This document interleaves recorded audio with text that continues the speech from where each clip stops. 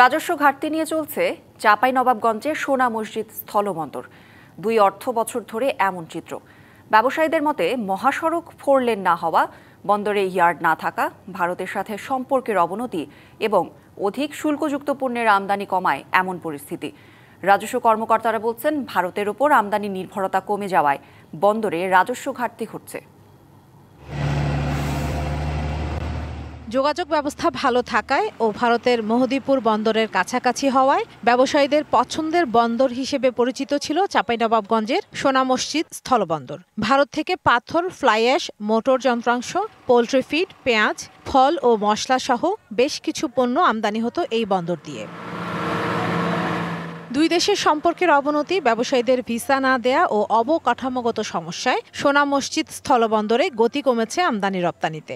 ফলে গত 2 অর্থ বছর ধরে অব্যাহত রাজস্ব ঘাটতি লেগে আছে বন্দরটিতে। এই বন্দরকে কর্মমুখর ও লাভজনক করার উপায় বলছেন আমদানি রপ্তানিকারক ও চেম্বার নেতারা। টেকট্রা মিক্সার গ্রাইন্ডার ঝামেলা কমায়, সময় বাঁচায়।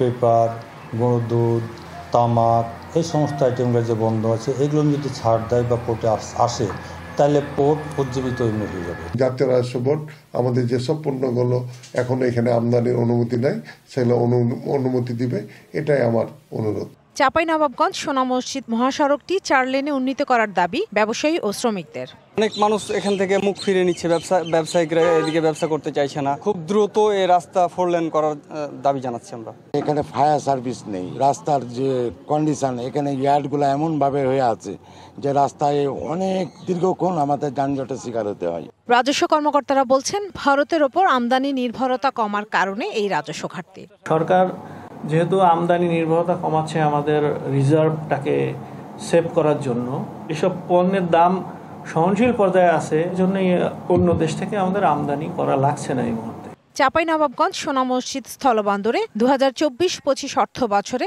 রাজস্ব ঘাটতি হয়েছে 214 কোটি 61 লাখ টাকা। DBC news desk.